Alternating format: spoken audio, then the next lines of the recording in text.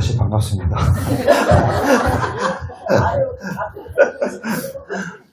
오늘 이제 산신기도를 저희가 공연을 했는데요.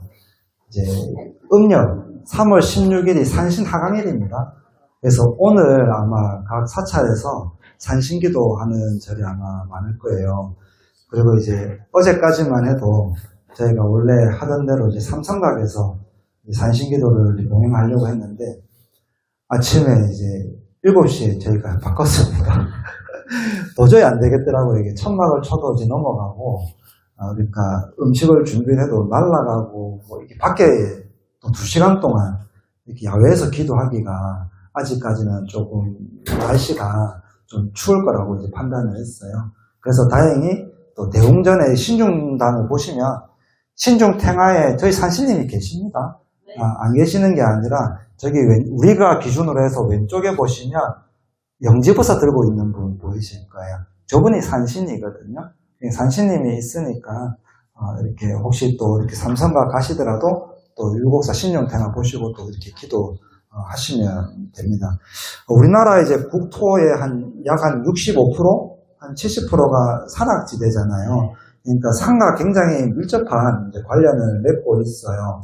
그리고 이제 대부분의 이제 전통 사찰도 역시 이렇게 명산에 다 자리를 잡고 있습니다. 그만큼 산은 우리와 또 가깝고 친숙하고 또 수행하기 좋은 장소가 바로 산이라고 할 수가 있죠. 그리고 우리나라에 이렇게 불교가 전해된 거는 뭐 고구려, 백제, 신라시대를 통해서 이렇게 들어왔는데 산신신앙은 사실 그 이전부터 불교가 들어오기 이전부터 우리나라의 전통신앙으로 이렇게 남아 있었던 그런 신앙입니다.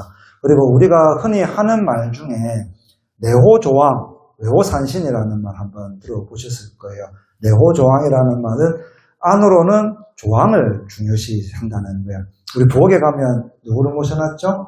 조왕신을 이렇게 모셔놨거든요. 그리고 외호산신, 밖으로는 산신을 이렇게 중요시해요. 왜? 대부분의 전통사찰은 다 산에 이렇게 자리를 잡고 있었기 때문에 산신을 그만큼 중요하게 생각을 합니다. 우리가 이렇게 보면 제가 행자 때 우리가 행자들도 다 소임이 있잖아요. 밥을 하는 사람을 공양주라 그래요. 이제 큰방장이라고 이렇게 얘기하거든요. 국을 끓이는 소임을 갱두소임이라고 하고, 그리고 이제 제일 늦게 들어오는 행자가 있으면 우리 전문용어로 하면 시다발이 하는 거. 그러니까 채공하는 거를 가장 낮은 소임자가 하거든요. 그러니까 이제 식탁 닦고 청소하고 그릇 치우고 하는 게 채공 소임이거든요. 큰 방장 소임은 공양주 소임이 굉장히 큰 소임이죠. 그래서 그 공양 방장을 보는 소임자가 조왕단에 기도를 하게 되어 있어요, 행자가. 그래서 이제 큰절에 보면 조왕단이 항상 마련되어 있거든요. 그래서 그 큰 방장이 항상 조왕기도를 이렇게 40대 맞이를 올립니다. 그러면 어떻게 되느냐? 먹을 게 좀 풍부해져요. 우리가 조왕기도를 열심히 하면 집안이 좀 편안해지고, 그리고 그 집안에 먹을 게 좀 풍부해진다고 했거든요. 먹을 게 없으면 항상 조왕단에 가서 기도를 하고 그랬었어요. 먹을 게 안 들어온다. 그러면 그 큰 방장은 참여를 받는 거예요. 네가 기도를 열심히 안 해가지고 행자실에 먹을 게 안 들어온다고 이렇게 구박도 주고 참여도 하고 했던 그런 일들도 있었어요. 그리고 행자가 안 들어온다, 행사에서. 그러면 저 마이불 가서 기도를 하면 꼭 행자가 들어오는 이런 또 전통이 있는 사찰마다 그러한 또 이야기들이 아마 전해져 내려옵니다. 그리고 이제 산신기도 같은 경우는 칠성기도와 마찬가지로 뭐 용왕기도도 마찬가지죠. 좀 특별기도죠. 매일매일 하는 기도가 아니거든요. 그래서 이제 산신기도를 열심히 하면 대외적으로 이제 사업하시는 분들은 또 사업 성취가 잘 이루어지고 또 이렇게 시험을 또 준비하는 학생들 같은 경우는 또 시험에 영험이 있다는 그런 이야기들을 많이 해요. 왜 그러냐면 특히 이런 특별기도 같은 경우는 정확하게 목표를 정해서 하는 경우가 많거든요.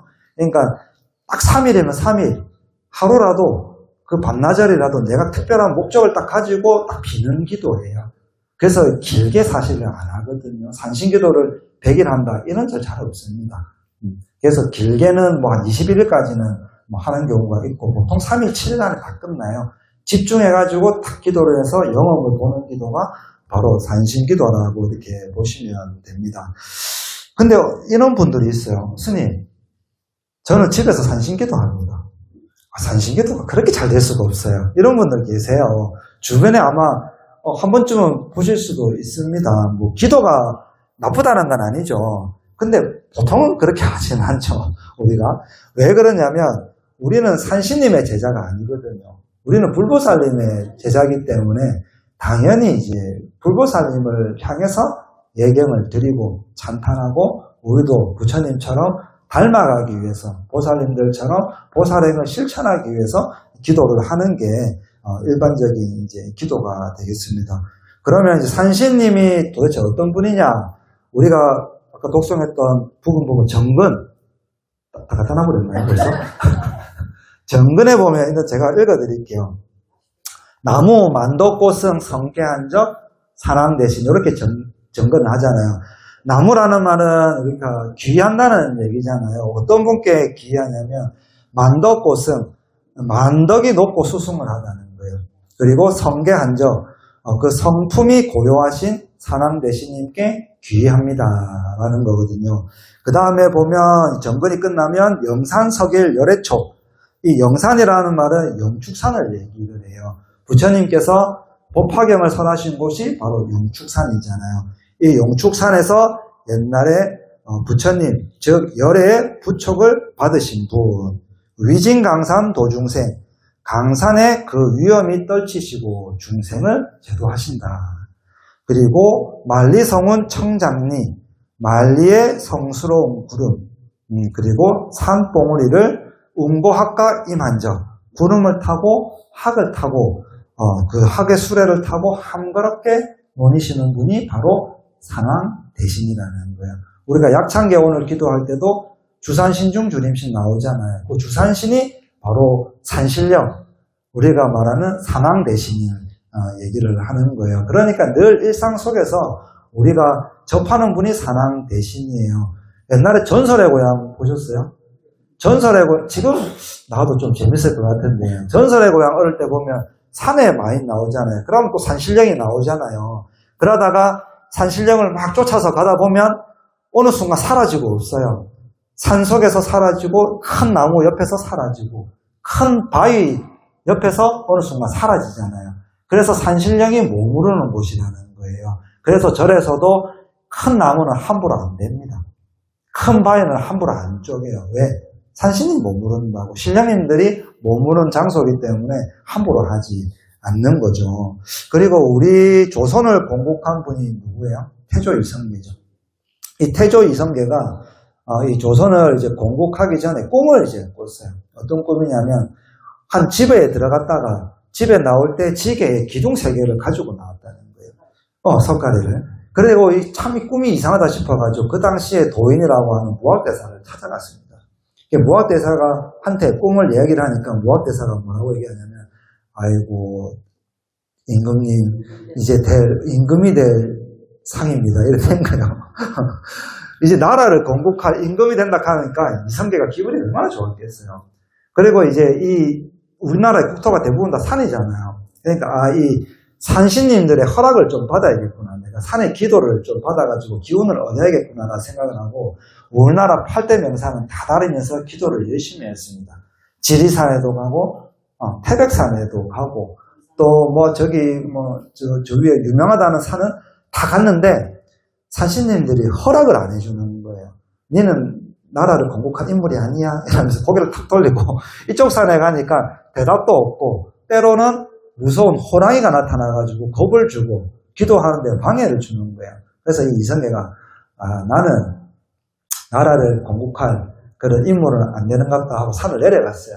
그래가지고 이제 무학대사를 다시 찾아가가지고 쟤는 그런 인물이 안 되는가 봅니다 라고 하니까 무학대사가 하는 말이 그 우리나라 8대 명산 중에 어머니가 있다고. 어머니가 되는 산이 있는데 우리도 자식들이 막 싸우잖아요. 니 잘났니 내 잘났니 하다가 엄마가 싸워도 엄마가 한마디 하면 어때요? 탁 깨갱깨갱 하고 말을 듣잖아요. 아무리 싸워도 부모님이 얘기하면 듣거든요. 그러니까 모든 산에 어머니가 되는 산에 가가지고 그 산신님께 허락을 받으면 다른 산신은 다 입을 꼭 닫고 있을 거니까 그렇게 한번 해봐라 그러는 거예요. 그러면 이 8대 산에 어머니 되는 산은 도대체 어떤 산입니까? 라고 하니까 계룡산이다라고 이렇게 얘기하는 거예요. 그래서 계룡산에 도사가 많이 나오는 거예요. 대나무 꼽으면 다 계룡산이에요. 그만큼 영험이 있고 또 이렇게 무속인 분들도 계룡산 가서 많이 나오잖아요. 그리고 옛날에 개그 콘서트 봐도 꼭 도사들은 어디서 돌을 닦았냐면 다 계룡산에서 돌을 닦고 내려왔다고 얘기를 해요. 그래서 그 얘기를 듣고 계룡산에 가서 열심히 기도를 했습니다. 그랬더니 어느 날 계룡산에 여신이거든요. 여신이 이렇게 다 내려와가지고 다 허락을 해줘요. 그래, 나라를 지어라. 근데 네가 좀 욕심이 있네. 네 속을 사헌히 들여다보니까 천년의 왕국을 세우려고 하는 그 욕심이 조금 가득하구나. 그 욕심이 많아가지고 너는 천년은 안 되겠다. 500년만 해라. 이렇게 얘기를 해요. 그래가지고 조선왕조 500년이 나온 거예요. 이 이성계가 욕심이 조금 없었으면 조선왕조 1000년도 될 수 있었을 텐데 그 욕심 때문에 조선왕조 500년이 되지 않았을까. 그런 생각도 이제 해봅니다. 어쨌든 이 산신은 우리하고 밀접한 이렇게 관계를 맺고 살아요. 그리고 이 산신 기도를 할 때는 어떤 마음으로 기도를 해야 되냐면 불보살님께 기도를 하는 것과 사실 다르지 않죠. 정성을 다해야 됩니다. 특히 요령을 부리면 안 돼요. 내가 금방 태조 이성계처럼 욕심을 부리고 내가 기도를 하면 잘 이루어지지 않아요. 욕심을 버리고 내가 지극정성으로 기도하면 단기간에 빨리 기도 성취를 봅니다. 옛날 어른 스님들이 다 이렇게 해보신 거거든요. 다 증명이 된 거고 그렇기 때문에 산신기도를 할 때는 정말 지극정성으로 한번 매달려서 기도를 하면 반드시 또 효과를 봅니다. 이 산신님은 호법신장이거든요. 우리가 흔히 얘기를 하면 무속인들이 신을 부르는 거하고 달라요. 그분들은 호법신장들이 아니거든요. 이 산신님이나 이 용왕님들은 처음에는 불교를 믿지 않았지만 부처님의 가르침을 믿고 따르면서 불교에 귀하신 분이에요. 그래서 불교를 믿는 우리 같은 제자들을 수호해 주시는 분, 호법신장의 역할을 하는 분이 바로 산신님입니다. 그래서 착한 사람에게는 복을 주고 재앙을 소멸시켜주고 대신에 나쁜 사람에게는 벌을 주는 그런 또 건성징악적인 성격이 좀 강한 분이 바로 우리 산왕 대신님이라고 이렇게 할 수가 있죠. 그러니까 항상 나를 돌아보면서 참회를 하고 또 늘 주변을 살피면서 선행을 이제 베풀다 보면 여러분들의 아마 기도가 더 빨리 성취되리라 봅니다. 그리고 이제 간밤에 단비가 이렇게 내렸어요. 우리가 산청에 이렇게 불이 많이 나가지고 최근까지도 군데군데 이렇게 연기가 올라오고 또 헬기가 이렇게 떠서 물을 뿌리고 했거든요. 근데 이제 간밤에 모처럼 이렇게 비가 이렇게 감로수 같은 이 비가 온 도량을 다 이렇게 흠뻑 줬습니다. 젖혀준 건 좋은데 이 산신님이 주지 기합을 좀 잡는 것 같아요. 오늘 몇 번을 왔다 갔다 했는지 모르겠어요. 기도하고 저 과일 나르고 뭐 이렇게 준비하는데 분명히 산신각에서 이렇게 기도를 하려 했는데 주지가 좀 요령을 부린다고 생각을 하셨나 봐요. 그래서 오늘 전국에 있는 주지 기합을 한번 잡으려고 산신님께서 한번 혹독하게 이렇게 하신 게 아닐까. 그래서 앞으로 좀 더 저도 기도를 좀 열심히 해야 되겠습니다. 오늘 또 어쨌든 또 이렇게 안 보이시던 또 분들도 또 오랜만에 또 오셔가지고 너무 또 반갑고요.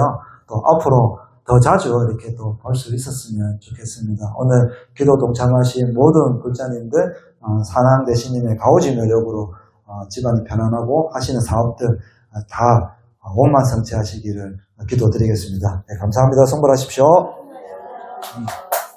맞아. 이거 오늘 이제 산신기도라고 이제 법화신 보살님이라고 김해 계신 분이 계신데 이렇게 여러분들께 양말 공양을 올리셨거든요. 다 하나씩 꼭 가져가시기 바랍니다.